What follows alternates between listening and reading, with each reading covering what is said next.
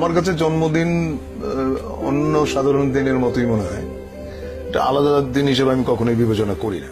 জন্মদিন পালন করলে বিরক্ত হন, তবু আজ স্মৃতিময় করে রাখতে কোটি মানুষের কাছে উদযাপন পৌঁছে যাচ্ছে। জন্মদিন আলাদা করে পালন করাকে অপছন্দ করা কিংবদন্তি অভিনেতা ও দার্শনিক হুমায়ুন ফরিদী। বেঁচে থাকলে আজ বয়স হতো ৭২ বছর। ১৯৫২ সালের ২৯ মে জন্মগ্রহণ করেছিলেন এই কিংবদন্তি। জীবদ্দশায় একাধারে মঞ্চ, টিভি নাটক ও চলচ্চিত্রের অভিনয়ের মাধ্যমে দর্শকের হৃদয় যেমন ছুঁয়েছেন, তেমনি সমৃদ্ধ করেছেন বাংলা চলচ্চিত্রকে। তার অনেক কথাই এখন উক্তি হয়ে ঘুরে ফেরে সামাজিক যোগাযোগ মাধ্যমে। মৃত্যুর মতো এত স্নিগ্ধ, এত গভীর, সুন্দর আর কিছু নাই। জীবন, মৃত্যু, প্রেম, বিরহ আর দৃষ্টিভঙ্গি নিয়ে বলা কথাগুলোই বেশি করে জানান দেয় হুমায়ুন ফরিদী কেবল অভিনেতা ছিলেন না, তিনি হয়ে উঠেছিলেন পুরোদস্তুর দার্শনিকও। হুমায়ুন ফরিদী ঢাকার নারিন্দায় জন্মগ্রহণ করেন।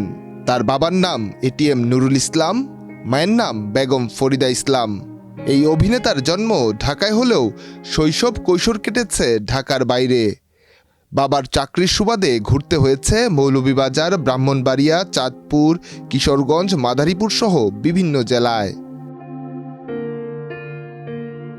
বাবার চাকরির কারণে প্রাথমিক ও উচ্চ মাধ্যমিক পর্যায়ের পড়াশোনা করতে ঘুরতে হয়েছে বিভিন্ন জেলা। তবে ১৯৭০ সালে চাঁদপুর সরকারি কলেজ থেকে এইচএসসি পাশ করেন এই অভিনেতা। মুক্তিযুদ্ধের পর জাহাঙ্গীরনগর বিশ্ববিদ্যালয়ে অর্থনীতি বিভাগে ভর্তি হন ফরিদী। সেখান থেকে প্রথম শ্রেণীতে প্রথম হয়ে সম্পন্ন করেন স্নাতক। জন্মিলে মরিতে হবে, অমর কে কোথা কবে, চিরস্থির যেন নীর হায় রে জীবন নদে। বিশ্ববিদ্যালয় জীবনে নাট্যজন সেলিম আল দীনের সঙ্গে ঘনিষ্ঠতা বাড়ে হুমায়ুন ফরিদীর। ১৯৭৬ সালে সেলিম আল দীনের উদ্যোগে জাহাঙ্গীরনগর বিশ্ববিদ্যালয়ে শুরু হয় নাট্য উৎসব। এই উৎসবে ফরিদীর নিজের রচনায় এবং নির্দেশনায় মঞ্চস্থ হয় আত্মস্থ ও হিরণময়ীদের বৃত্তান্ত নামে একটি নাটক।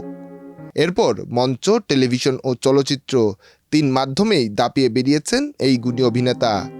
গুণীর ৭২তম জন্মদিনে শুভেচ্ছা, শ্রদ্ধা। নিহার সরকার, অঙ্কুর, দেশ রূপান্তর।